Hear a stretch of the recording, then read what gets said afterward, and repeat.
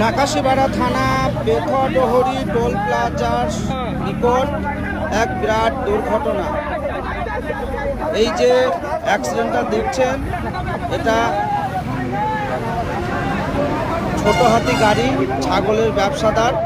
এরা বেথডহরি শনিবারে হাটে এসেছিল ছাগল বিক্রি করতে, কিন্তু বাড়ি যাওয়ার পথে টোল প্লাজার নিকট গাড়ি পাল্টি খেয়ে যায়।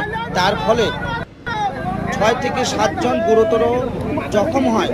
তাদেরকে বেথডহরি হসপিটালে স্থানান্তরিত করা হয় এবং তারপরে কৃষ্ণনগর মহকুমা শক্তিনগর হসপিটালে স্থানান্তর করা হয়। এই যে এক বিরাট মর্মান্তিক এবং দুঃখজনক ঘটনা। এদের বাড়ি বিশেষ করে জানা যাচ্ছে বেলডাঙ্গা, কাপাসডাঙ্গা বাড়ি। তো অবশ্যই এই ভিডিওটি আপনারা এত বেশি